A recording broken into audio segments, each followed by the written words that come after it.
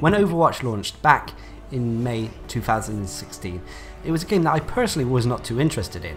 However, due to various delays of other games, I decided to pick up a copy and try it for myself. Soon after, I was addicted to the game.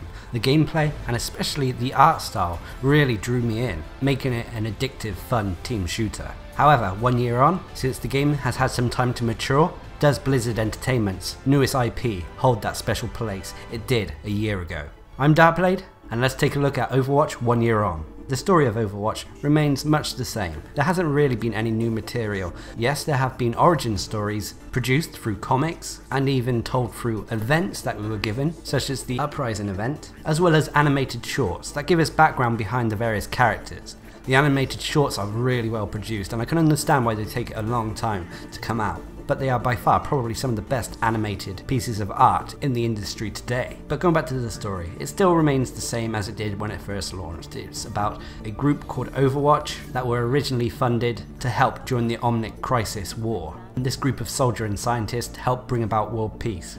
But as a result, eventually it fell apart. Overwatch was disbanded and they are now no more.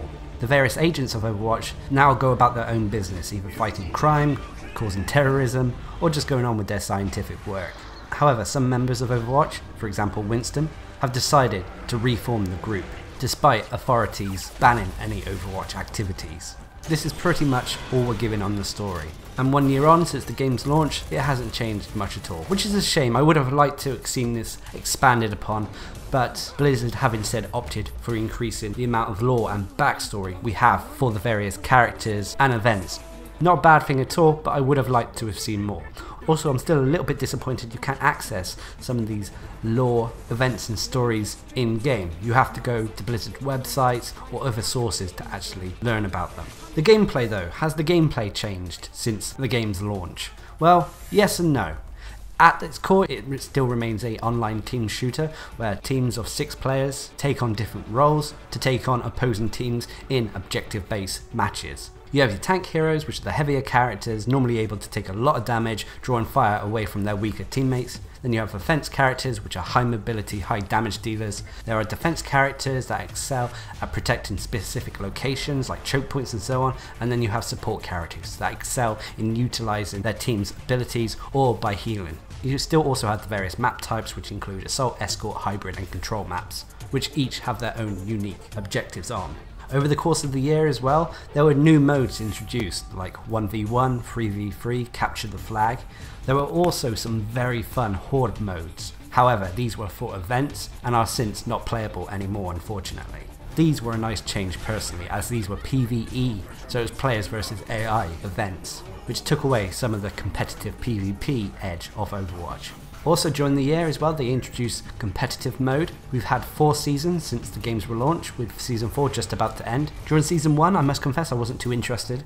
I played a fair bit of season 2 and I binged on season 3. However, I was never really happy with competitive mode if I'm honest, and with the changes they made to diamond or above players in terms of the decay rating, I haven't really even touched season 4. They also introduced the arcade over the course of the year, which replaced the brawls. We were also given new maps over the course of the year as well. My personal highlight was Eichenwald, which remains one of my favourite maps to this day. We also got multiple characters as well. Ana, Orisa and Sombra were all released over the course of the year. I personally would have thought they may have released more characters, but there's always next year. The loot system still maintains the same presence as it had since the game launched. You earn loot boxes by leveling up, which give you access to different types of cosmetic items for the various characters in the game. Of course, one of the highlights for Overwatch and one of the things that made it so unique was the sheer amount of characters they had, each fulfilling different roles.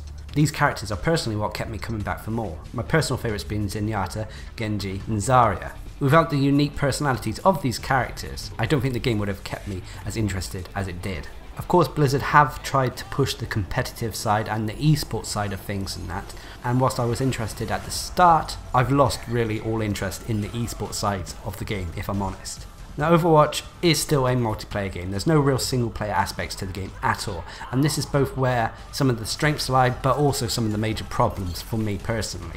Playing with a group of friends can be awesome. However, on the flip side, if you're paired with randoms, if you want to play on your own for example, or you don't have any friends online, getting stuck with randoms can be a mixed bag. Some of it can be great, whilst others can be soul destroying. And for me personally, this is where some of the issues come into Overwatch over the course of the year. At the start of the game, there were a lot of players I used to like playing with. A lot of my friends were online and so on and so forth, but now the game is dropping off people's radars, and I'm finding myself having to play solo more often. And thus all the various modes, except for the horde-based event modes, are becoming toxic and just disheartening to play. I found myself stopping a fair few times during the later course of the first year, especially after the end of Season 3. Competitive mode as well, especially when you're playing with randoms, was a huge source of stress. So after Season 3 I decided to take a step back. I've since gone back to the game a little bit here and there, especially for events, to take part in the various new modes and get the new items and such, but there's still that disheartening nature with playing with randoms lingering every time when I sign up solo.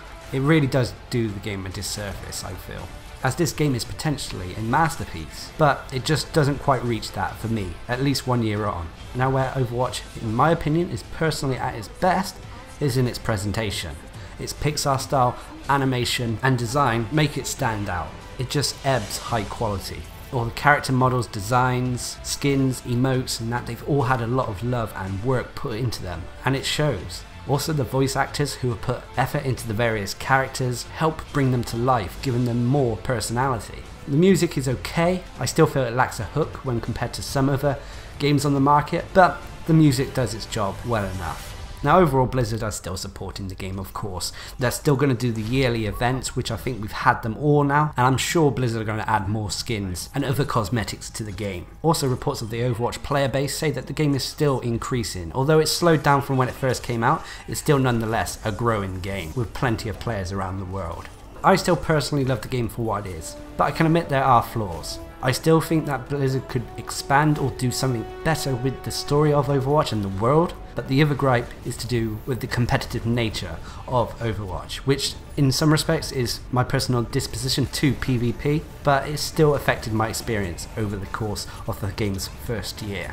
I must say with Overwatch though that during the game's first few months, it gave me a new lease of life when it came to making videos. It made me want to make guides again for the YouTube channel. Thus I made some guides for the characters on Overwatch, and despite them being not very successful, I still enjoyed making them. But at the end of the day though, I would still recommend Overwatch to anyone who's at all interested in the game, especially if you've got a group of friends to play with. But anyway, what have been your experiences with Overwatch over the course of its first year? Leave a comment down below, and until next time, I've been Darcblade, bringing you my year 1 review of Overwatch.